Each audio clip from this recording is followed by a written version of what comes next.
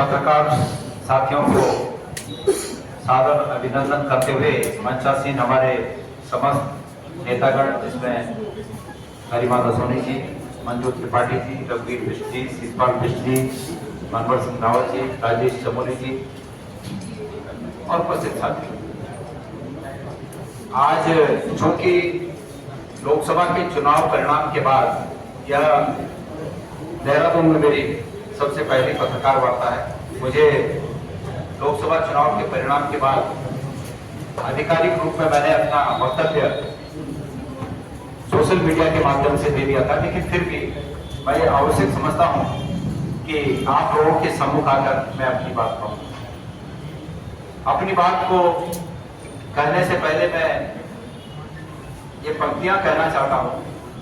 क्या हार में, क्या जीत में, किंचित नहीं भयभीत में, कर्तव्य पथ पर जो मिला यह भी सही वह भी सही। इन पंक्तियों को गढ़वाल लोकसभा क्षेत्र के सम्मानित मतदाताओं को समर्पित करते हुए करवत हाथ जोड़कर उनके प्रति कृतज्ञता व्यक्त करते हुए मैं उन्हें धन्यवाद देना चाहूंगा कि बहुत कम समय में मार्च 12 तारीख के बाद जब ये सुगबुगाहट हुई कि मुझे कांग्रेस का टिकट मिल सकता है और हमारे जो आसन 5 साल से प्रत्याशी के रूप में जिनको हमने प्रचारित किया, कांग्रेस के जन जन ने, कांग्रेस के तमाम छोटे से छोटे कार्यकर्ता और बड़े से बड़े नेता ने जिन्हें प्रचारित और प्रसारित किया, वो जब रुखसत कर दिए तो उसके बाद ये सुगबुगाहट पैदा हुई कि मैं चुनाव लड़ूंगा। और उस कम समय में जिस प्रकार से गढ़वाल लोकसभा क्षेत्र के मतदाताओं ने मुझे अपना आशीर्वाद दिया, अपना प्रेम दिया, अपनी भविष्य की आशाओं को मेरे साथ जोड़ा, मैं समझता हूं कि ये पूंजी जो उन्होंने मुझे दी है ये मेरी जिंदगी की सबसे बड़ी पूंजी है।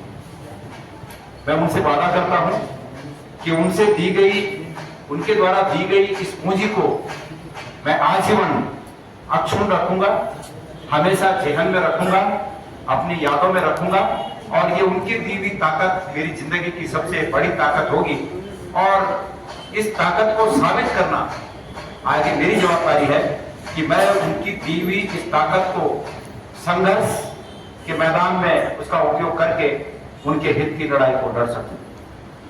इसलिए मैं समस्त गढ़वाल लोकसभा क्षेत्र की जनता को आप लोगों के माध्यम से, आपके चैनलों के माध्यम से, आपके समाचार पत्रों के माध्यम से और कांग्रेस के तमाम कार्यकर्ताओं के माध्यम से, जो कि बूथ तक हमारे कार्यकर्ता हैं, उनके माध्यम से मैं सबको धन्यवाद ज्ञापित करता हूं, धन्यवाद प्रेषित करता हूं। अब मेरे प्यारे साथियों, बात यह है कि क्या खोया क्या पाया। मैं गढ़वाल लोकसभा क्षेत्र के इतर समस्त उत्तराखंड की 5 लोकसभा क्षेत्र की जनता को, वहां के मतदाताओं को धन्यवाद देना चाहूंगा कि उन्होंने हमें जो समर्थन दिया, हमें जो साथ दिया, उसके लिए हम सब कांग्रेस में उन्हें धन्यवाद देते हैं। हमारी कुछ कमियां रह गई, जिन कमियों को हम भविष्य में पूरा करेंगे। बात यहाँ यह है कि इस लोकसभा क्षेत्र में, गढ़वाल लोकसभा क्षेत्र में क्या खोया क्या पाया। मैं समझता हूं कि हमने बहुत कुछ पाया। अगर हम आंकड़ों की बात करें तो हम पिछले मार्जिन को करीब करीब आधा लाने में सफल रहे।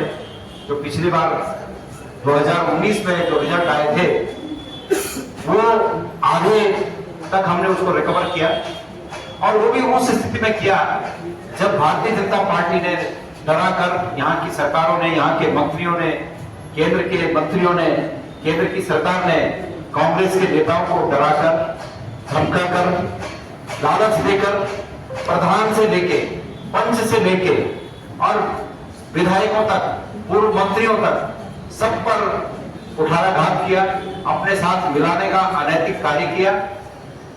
14 के 13 विधानसभाएं तो उनके पास थी, 14वें विधायक जो कांग्रेस के थे उनको भी अंतिम क्षण में अपने साथ शामिल करा दिया अपनी ताकत के बल पर।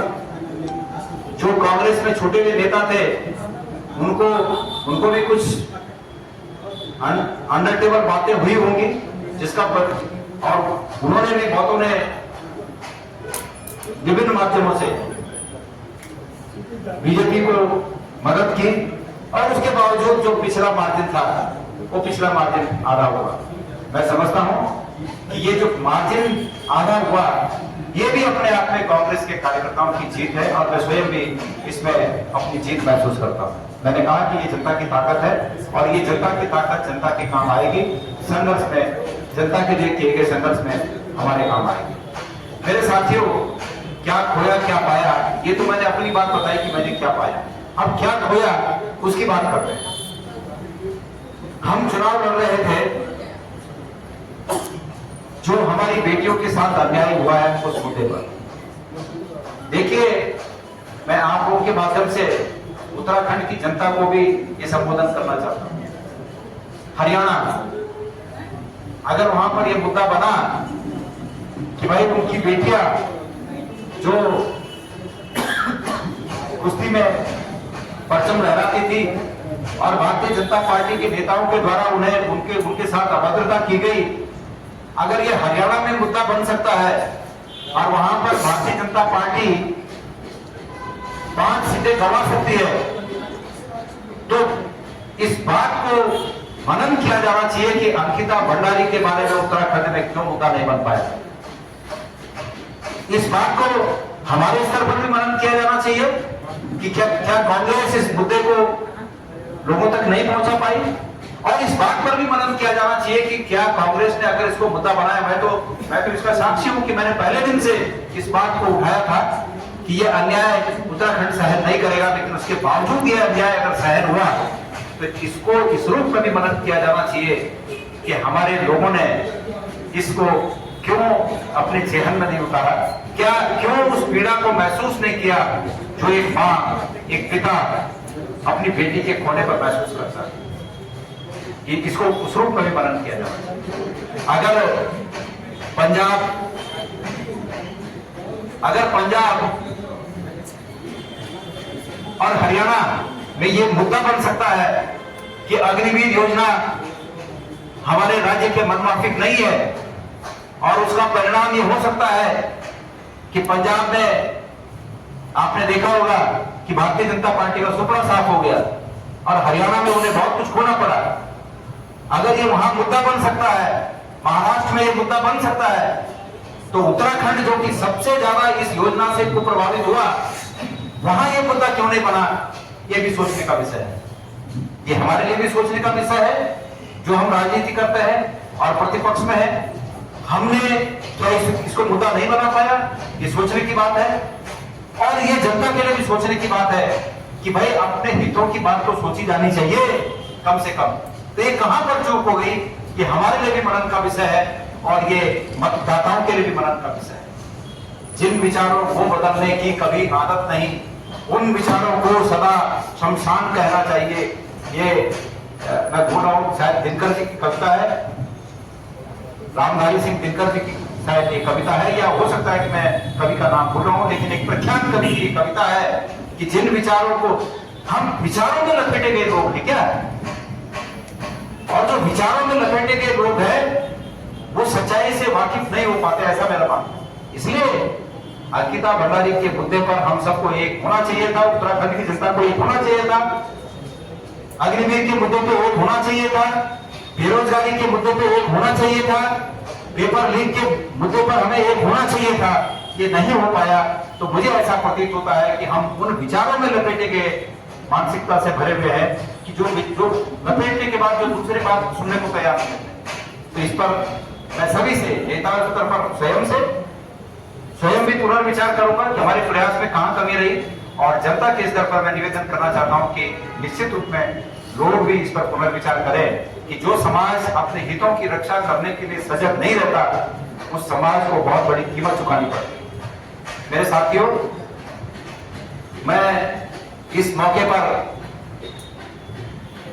सभी साथियों को, आप सबको धन्यवाद देना चाहूंगा, जो लोकल हमारे चैनल्स हैं, जो लोकल हमारे ये जो पोर्टल चलाते हैं, सब हमारे साथी, उन्होंने तटस्थ भाव से जो जिस लायक था उसकी उस रूप में रिपोर्टिंग की।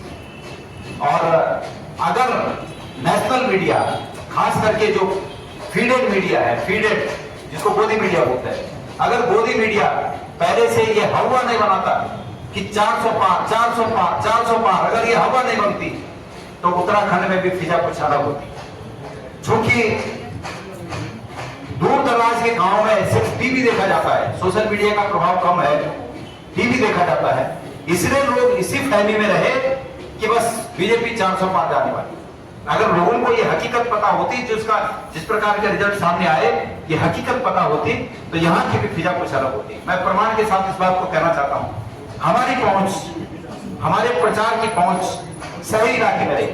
मैं श्रीनगर शहर की बात करूं, मैं पौड़ी शहर की बात करूं, मैं कोटद्वार शहर की बात करूं, मैं रामनगर शहर की बात करूं, मैं गोपेश्वर शहर की बात करूं, मैं कर्णप्रयाग शहर की बात करूं, तो जो शहरी इलाके हैं और सेमी अर्बनाइज्ड इलाके हैं, वहां पे हम फड़क में थे, लेकिन गांव में हम बहुत पीछे थे। तो इसका मतलब ये है कि वहां तक हमारी बात नहीं पहुंची। टीवी का असर वहां रहा, टीवी में जो देखा गया वो गांव में रोज दिखता था, और हम सोशल मीडिया के माध्यम से जो अर्बन एरिया में हमारी पकड़ थी, वो पकड़ हम गांवों तक नहीं पहुंचा पाए, गांवों तक हम वो पकड़ हम नहीं बना पाए, पर जिसका हमें खामियाजा भुगतना पड़ा। एक चीज और है, इस बात से ये प्रमाणित होता है, दुनिया बदलती है, बदलने वाला चाहिए। तो ये हमारे लिए सीख है, और हम कोशिश करेंगे कि इस दुनिया को बदलेंगे, बेहतरी की दुनिया को लाएंगे। और आपके कोई प्रश्न हो तो उन प्रश्नों का स्वागत है। धन्यवाद। पार्टी के प्रति ईमानदारी से बहुत लोग काम कर रहे हैं, लेकिन टिकट तो एक ही को मिलेगा ना। तो पार्टी आकलन करेगी, और जो वहां के हमारे राजनीतिक कार्यकर्ता हैं, ये उनका हक है, ये हक उन्हीं को मिलना चाहिए।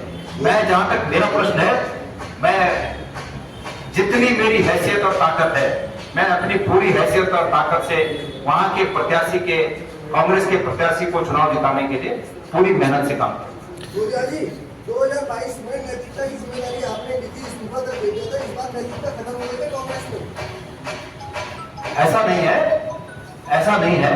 हम सबने नैतिकता के आधार पर हार को स्वीकार किया ही है, और जहां तक आप ये कह रहे हैं कि नैतिकता की जवाबदारी किसी एक को लेनी चाहिए, तो वो एक की भी बात पार्टी संगठन में पूरी तरह से उस पर चर्चा होगी, और पार्टी के हमारे वरिष्ठ नेतागण हैं, हम सब लोग बैठकर उस पर बात करेंगे। जहां तक नैतिकता की बात है, हम सब ने वो नैतिकता स्वीकार की है कि भाई हम अपनी बात को जनता तक नहीं पहुंचा पाए, और इस हार को हम जनता के आदेश के रूप में शिरोधार्य करते हैं, स्वीकार करते हैं। सर, CWC की जो बैठक थी उसमें भी आप गए थे।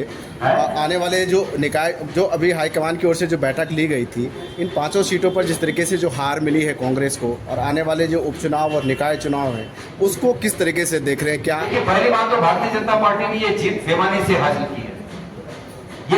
ये फीडेड मीडिया का बनाया हुआ हवा था, जो 5 सीटों पर जीत उनके पक्ष में गई। अगर जो हकीकत है, आप देख रहे हो कि जो एग्जिट पोल होते हैं और जो ओपिनियन पोल होते हैं, एग्जिट पोल और ओपिनियन पोल का फर्क क्या है?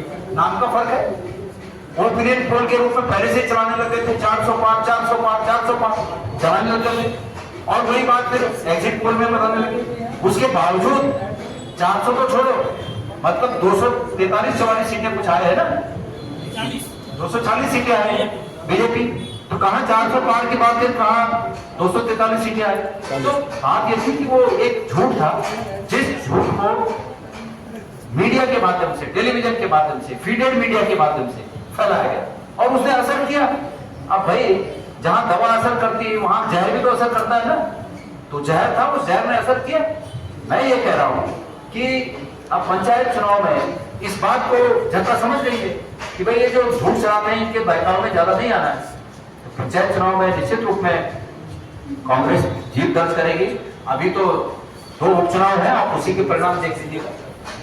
मेरा पूरा विश्वास है कि बद्रीनाथ में भी और हरिद्वार के मंगलौर में भी कांग्रेस बड़ी मार्जिन से जीत दर्ज करेगी। जी, आप करें कि 400 पार के कारण बीजेपी को फायदा हो गया। बीजेपी की समीक्षा ये है कि 400 पार के कारण हमारे जो वोटर थे 20 के घर से नहीं निकले, कि हम तो 400 पार कर ही रहे हैं। हमको देखिए, मैं इस पे नहीं जाना चाहता कि बीजेपी ने क्या कहा। मैं ये कह रहा हूँ कि बीजेपी ने फीडेड मीडिया के माध्यम से झूठ फैलाने का काम किया, जिसमें वो कोलकाता उत्तराखंड में सफल रहे। गोदियाल जी, आपने कहा कि लोकसभा चुनाव में कांग्रेस के कुछ नेताओं ने भाजपा को सपोर्ट किया है, संगठन स्तर पर कुछ उसकी कार्रवाई होगी उस पर? अब संगठन इसको देखेगा क्या है, संगठन तो निश्चित रूप में संगठन को इसकी समीक्षा करनी चाहिए। ठीक है सर, चलो यार हो गया। हो गया, धन्यवाद धन्यवाद।